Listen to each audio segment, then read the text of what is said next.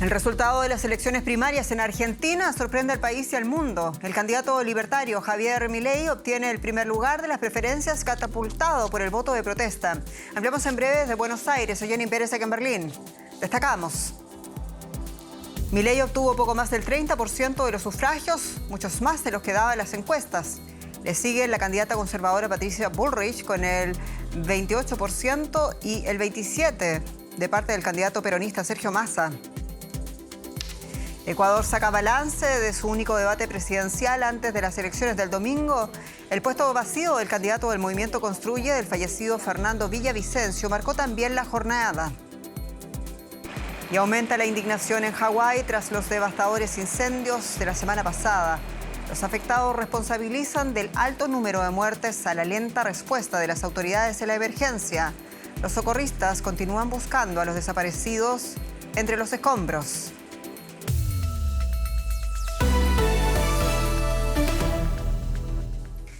Capitalizando el voto de rechazo antisistema y con una feroz crítica hacia la clase política de la que también forma parte, el candidato libertario Javier Milei se hizo con la primera votación en las primarias argentinas, las PASO, que decidió quiénes disputarán las elecciones legislativas y a presidente.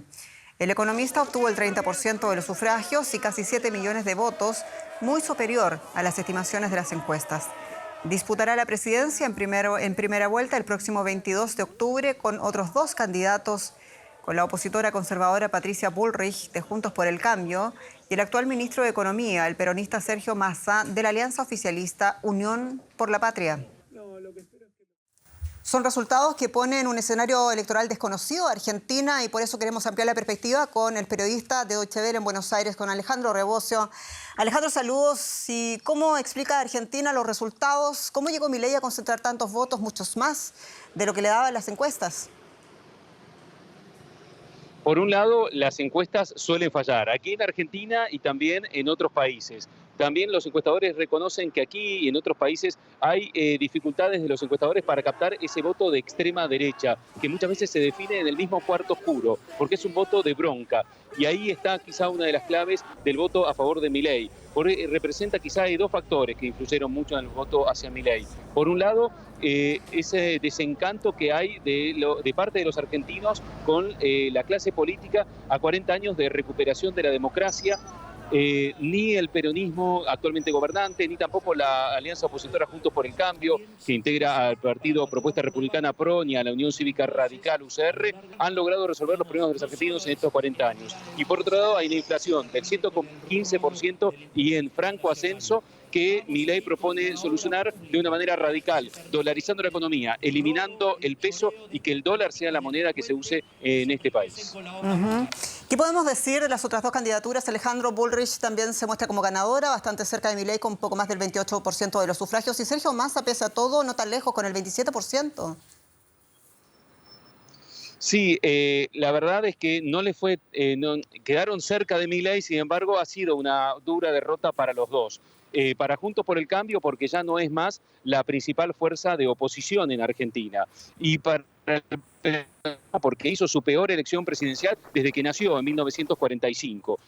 La tiene difícil, tanto Patricia Bullrich, porque corre riesgo de perder votos hacia y que se le vayan a Milei, porque algunos la votaron para que venciera en las primarias de Juntos por el Cambio ante su rival más moderado, Horacio Rodríguez Larreta. Y hay un riesgo de que haya votantes moderados de Rodríguez Larreta que vayan hacia el peronista Massa. Massa quizás se ilusiona con captar esos votos o de otros peronistas disidentes o de la izquierda, pero tiene un gran desafío, que es controlar una inflación que ahora se dispara. Hoy el dólar ha subido tanto en el mercado paralelo como en el mercado oficial un 22%, y esto puede recalentar aún más la inflación y eso van a ser problemas obviamente para el candidato Massa, que además es ministro de Economía. A ver si el nuevo trato con el FMI descomprime un poco las cosas. El voto en Argentina es obligatorio, Alejandro, y sin embargo más de 11 millones de argentinos no votaron. ¿Qué podría implicar si solo una porción de esa gente va a votar en la primera vuelta presidencial de octubre? Así es, la abstención, la falta de participación en las últimas elecciones ha sido la mayor desde las elecciones presidenciales desde que Argentina recuperó la democracia en 1983. Suele votar en Argentina más del 75% del electorado. Siempre hay uno que no va a votar porque no está en su provincia o está en el extranjero, o bueno, hay algunos que no están obligados a votar, los mayores de 70 años o los jóvenes de 16 y 17 años, pero normalmente va a votar mucho más gente. En este caso votó solamente el 69% de la población, y eso tiene que ver con el desencanto de muchos argentinos con la clase política y con el gobierno, que quizá muchos votaron de Alberto Fernández, y por eso el peronismo, por un lado, quiere ir a buscar a esos desencantados para tratar de revertir la elección, pero puede ser que algunos de esos desencantados que ayer no encontraron la canalización de su voto a través de Milei terminen votando en octubre al candidato libertario. Entendemos. Muchas gracias, Alejandro Rebocio, allá en Buenos Aires. Y ampliaremos el impacto económico posteriormente en el segmento de economía dentro de nuestro noticiero. Hablamos ahora de la recta final de otras importantes elecciones en las Américas, como es Ecuador. En el debate presidencial, 7 candidatos presidenciales debatieron sus posturas de cara a las elecciones de este domingo, en el que casi todos criticaron la gestión del actual mandatario, el conservador Guillermo Lasso, que no se presenta naturalmente a la reelección. El debate comenzó con un momento de silencio en honor al candidato Fernando Villavicencio, asesinado por sicarios el pasado miércoles. Su partido, el Movimiento Construye, dejó vacante el atril que habría ocupado. Y queremos ampliar las novedades, lo hacemos con Ramiro Carrillo en Quito. Ramiro, ¿qué lectura hace Ecuador el día después del primer y único debate a candidatos a presidentes? Un afectuoso saludo. Más bien es una lectura decepcionante, porque este debate no sirvió para una orientación ni obtuvo una respuesta de qué van a hacer algunos de estos políticos que tercian en la elección presidencial en el año y medio que les tocará gobernar al país. Y esto se debió, según analistas, a una mecánica confusa que adoptó el Consejo Nacional Electoral para la participación de los candidatos y la poca concreción, a su vez, que sobre los temas planteados en lo económico, social, medioambiental, de cara a sus propuestas y planes de gobierno. También pesó mucho la ausencia por el asesinato del candidato por el Movimiento Construye, Fernando Villavicencio. La propia conductora de este debate, una afamada periodista local, calificó a esta cita de debate como un fracaso debido a su decepción por la actitud de los participantes. Y a todo esto, Ramiro, llamó la atención esa ausencia del candidato del Movimiento Construye, del asesinado Fernando Villavicencio, también porque después de haber cambiado de opinión con Andrea González, la candidatura de Cristian Zurita todavía no está firme. Cuéntanos, por favor. Ese fue un primer anuncio, el de que Andrea González, el binomio de Fernando Villavicencio, ocupe la candidatura presidencial, pero el Movimiento Construye decidió nominar a un periodista también del área de investigación de temas acá en el país como el candidato presidencial. Esa posibilidad, ese cambio se inscribió este domingo en la noche y deben pasar 48 horas para la calificación tanto del Consejo Nacional Electoral, así como para la recepción de las impugnaciones que pueden ser hechas por cualquier partido político en el país. Esto es, se clarificará y se hablará en firme de la candidatura del periodista Cristian Zurita recién a partir del próximo día miércoles. Y por último, Ramiro, hemos conocido de protestas en torno a la cárcel de máxima seguridad de Guayaquil, donde se encuentra alias El Fito, el líder criminal asociado a la violencia en las cárceles. ¿Cuáles son las novedades? Bueno, antes hay que informar que desde esta mañana 2 detectives del FBI han empezado reuniones reservadas ya en Quito, en la sede de la Fiscalía General del Estado, para avanzar en el proceso de investigación en el caso planteado ante los 6 gatilleros colombianos que están detenidos.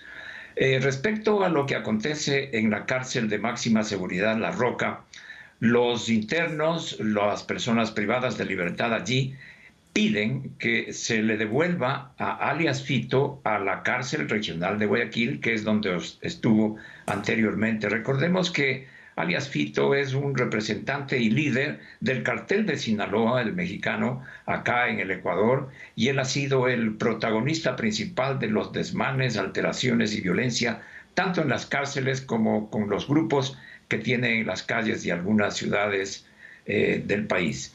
También hubo paralelamente, hay que pensar que hay una buena organización, una marcha de motocicletas, cerca de un centenar de motocicletas, se movilizaron con este mismo fin.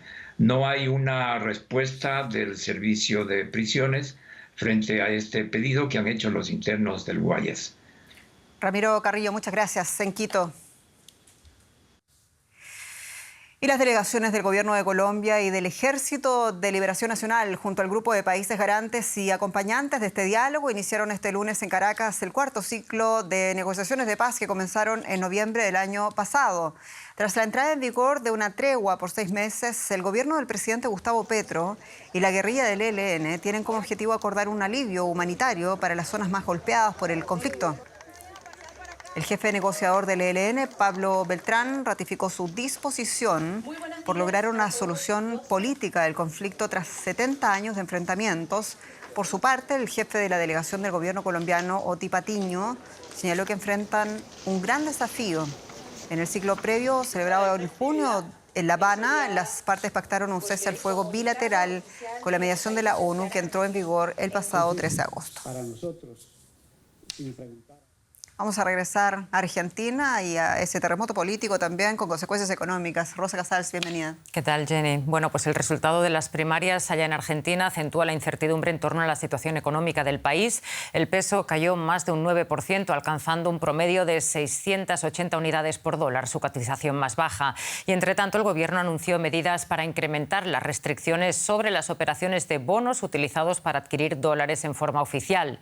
En los 3 primeros candidatos de las primarias hay algunos consensos generales, pero se diferencian en las herramientas que proponen para alcanzar el objetivo y el rumbo que debe tomar una economía con profundos desequilibrios fiscales y monetarios, una inflación que ronda el 120% interanual, pobreza en aumento y una multimillonaria deuda con el Fondo Monetario Internacional. Y vamos a analizar el impacto en la economía del resultado de estas primarias en Argentina con nuestro compañero Ezequiel Daray. Ezequiel, en primer lugar, cuéntanos por qué los mercados reaccionaron negativamente cuando los candidatos más votados proponen un giro hacia una economía de mercado. Bueno, Rosa, por un lado hay que dividir los efectos porque la devaluación del dólar oficial es aparentemente producto de la negociación que ya venía llevando el ministro de Economía, Sergio Massa, con el Fondo Monetario. Esto era algo que el Fondo Monetario le pedía para reducir la brecha entre el tipo de cambio oficial y los tipos de cambio paralelos. Pero como bien dices, hubo un overshooting en cuanto a los tipos de cambio ilegales, paralelos a todos los demás, a todos los tipos de cambio libres, y hay que tener en cuenta que el dólar es simplemente una variable más en la economía. Lo que está pasando es que el peso está perdiendo poder adquisitivo. Hasta aquí el peso se había devaluado 500% en cuanto a los bienes. Hubo una inflación acumulada de 500% durante el gobierno de Alberto Fernández y la devaluación frente al dólar también había sido del 500%, porque el peso pierde poder adquisitivo frente a todo. Ahora se ha elevado aún más esta devaluación porque seguramente el mercado está anticipando que la inflación va a crecer en los próximos meses y también esperaban un resultado electoral un poco más previsible. Esta imprevisibilidad y hacia dónde pueda salir un futuro gobierno de Milei también es algo de lo que el mercado se empieza a cubrir y por esto estamos viendo estas incertidumbres, ¿no? Javier Milei, que lidera la fuerza más votada, propone dolarizar la economía argentina como solución para el flagelo de la inflación. ¿Cómo lo lograría, Ezequiel?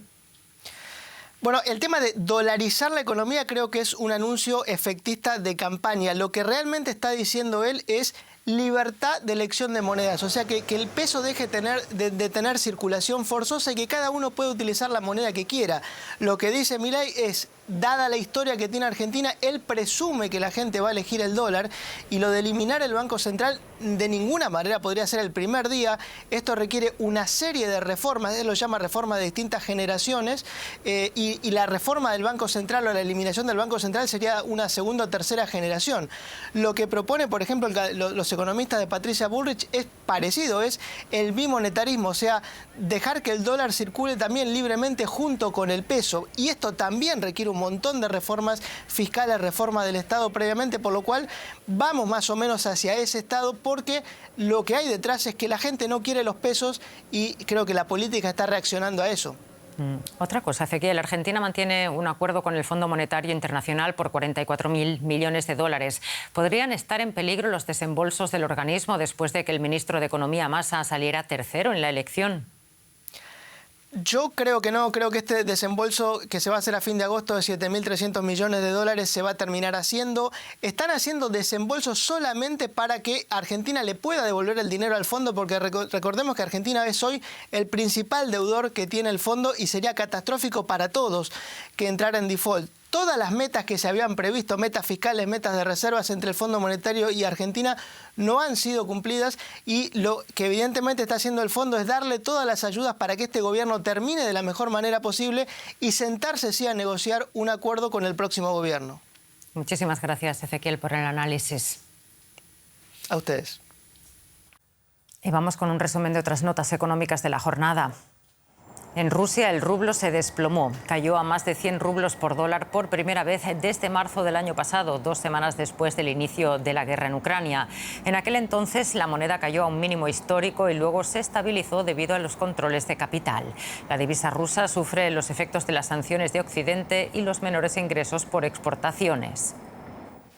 El gobierno alemán admitió que no espera que en los próximos meses se produzca una reactivación sostenida de su economía tras analizar los indicadores macroeconómicos más recientes. El Ministerio de Economía citó la debilidad de la demanda interna, las incertidumbres geopolíticas y las presiones inflacionistas. Seguimos en Alemania. Jenny. Es así lo que ha sucedido con la visita del ministro de Finanzas alemán a Kiev, por sorpresa además, mientras en Berlín se debate si Alemania debería o no suministrar misiles de crucero a las fuerzas ucranianas.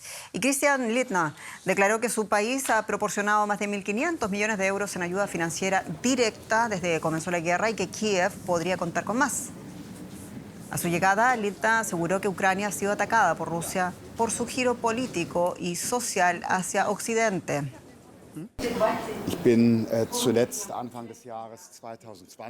Estuve por primera vez en Kiev a principios de 2020 y mantuve numerosas conversaciones con representantes del gobierno, la oposición, la sociedad civil y las empresas. Entonces conocí una sociedad, un país que había decidido apostar por la democracia,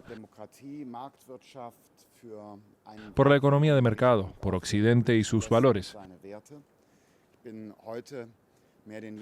Estoy convencido de que Rusia también atacó Ucrania porque eligió a las democracias liberales y se opuso al autoritarismo de Putin.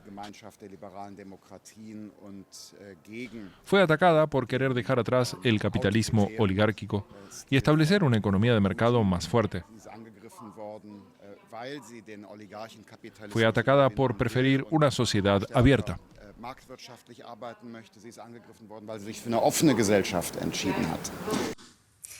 Y cambiamos de tema, hablamos ahora de Hawái, donde se pide a los turistas a que eviten viajar a la isla de Maui, ya que los hoteles tienen el mandato y también el deber de alojar a damnificados y a socorristas. El número de muertos ha aumentado a 96 personas, mientras centenares siguen desaparecidas y las autoridades advierten que las labores de búsqueda e de identificación de los fallecidos apenas comienzan. Los equipos de rescate calificaron la zona afectada como zona de guerra. Atrapados en el tráfico mientras intentaban escapar de los devastadores incendios forestales de Maui, Akane Saiba grabó estas imágenes con su teléfono mientras huía con su familia de su casa en Lahaina.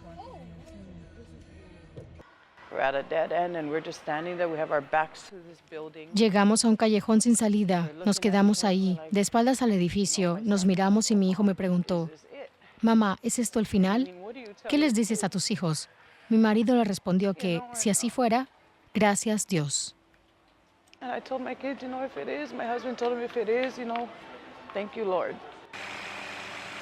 Más de 2.000 edificios resultaron dañados o destruidos por el fuego que arrasó el casco viejo de la ciudad.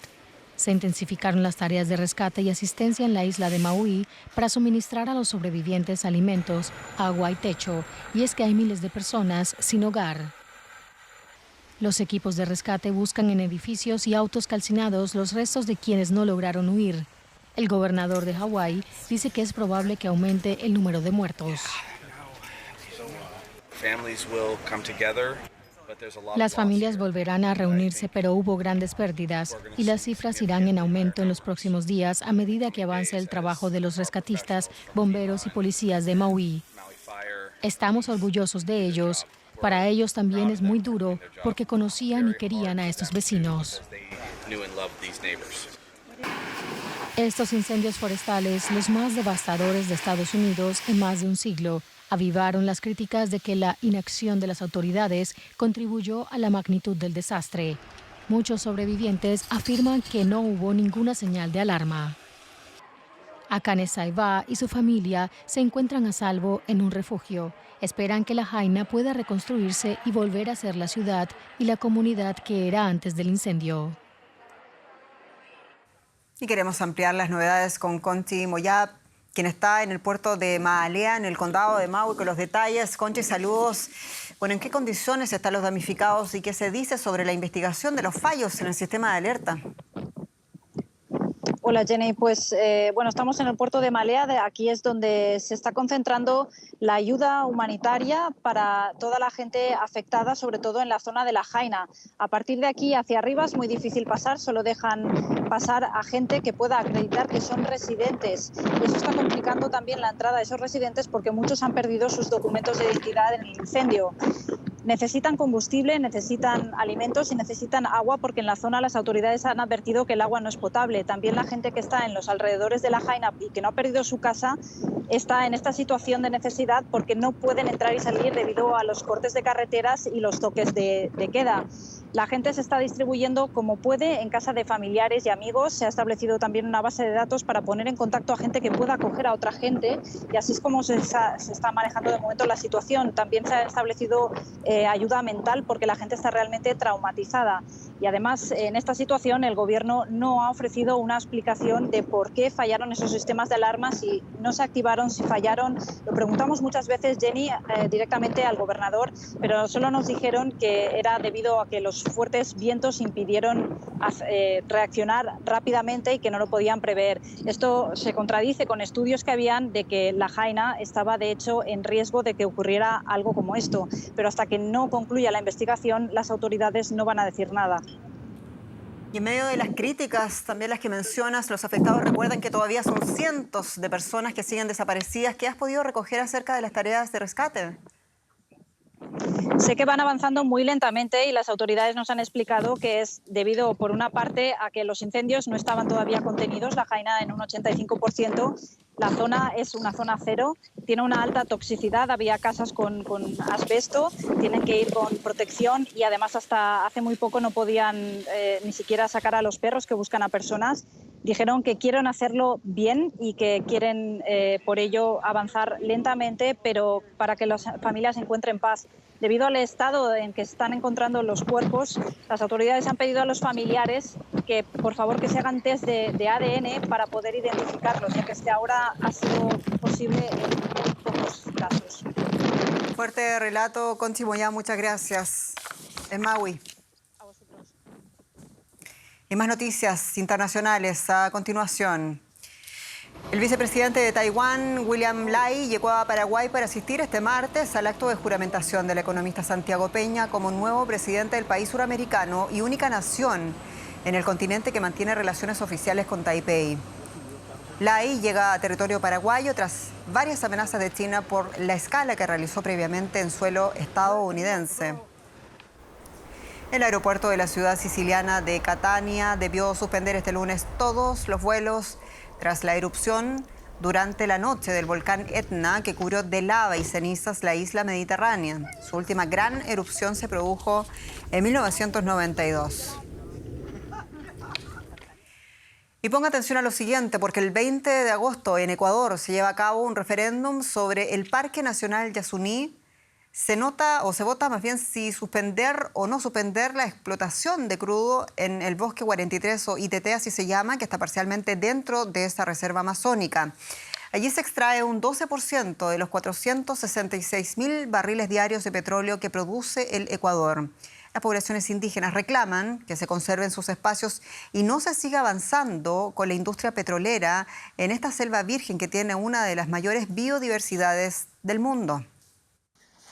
Pedro Bermeo junta los últimos afiches que se repartirán por diferentes ciudades en el Ecuador.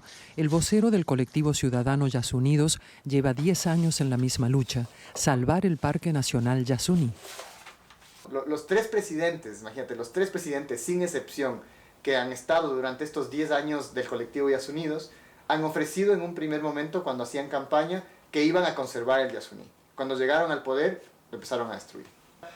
A pesar de que el Yasuní tiene todas las categorías de protección posibles en el Ecuador, es reserva de la biosfera declarada por la UNESCO, es área protegida, es parque nacional. Debajo del 1.000.000 de hectáreas del Yasuní hay petróleo y se viene explotando desde hace 50 años. Lo que está en juego en un referéndum es si conservar o permitir el avance de la actividad económica que afecta además a pueblos originarios que habitan este territorio. Alicia Huella pertenece a uno de estos pueblos y quiere preservar la selva amazónica. Nosotros hemos pedido auxilio al mundo pidiendo porque nuestra vida está en riesgo. A cambio de petróleo nos han dejado contaminación del agua, nos están llegando enfermedades nuevas, nos están acabando la vida del jaguar, del águila, cóndor. Eso yo no voy a permitir. Según datos del Ministerio de Energía y Minas del Ecuador, de la explotación del Yasuní ITT o Bloque 43, salen unos 55.000 barriles diarios de crudo. Por ello, Ecuador percibe beneficios de $1.200 millones anuales. En el sector privado existe cierta preocupación de que este ingreso deje de percibirse. Para el analista económico Osvaldo Landazuri, la consulta es apresurada. Probablemente lo que suceda es que en caso de que gane el sí, lo que tengamos es más problemas fiscales, tengamos un mensaje que tal vez sea erróneo a los inversionistas y varios problemas por resolver. En caso de ganar el no, es decir, que se sigue explotando, esos recursos deberían servir para poder desarrollar el sector rural que acompaña la explotación de esos recursos. Según Pedro Bermeo, sí hay alternativas como una reforma fiscal, turismo y cambiar deuda para preservar el parque. Otra alternativa está vinculada con el canje de deuda por conservación, siendo un mercado que está creciendo en todo el mundo y que Ecuador puede ser también uno de los grandes beneficiarios. Son los ecuatorianos los que decidirán este domingo en un referéndum si continuar perforando para sacar el crudo o conservar la vida y la biodiversidad de la selva virgen del Parque Yasuní. Y solo tiempo para despedirnos y agradecerles como siempre su confianza, sintonía. Somos Deutsche Welle en español. Yo soy Jenny Pérez. Ha sido un gusto acompañarlos. Hasta pronto.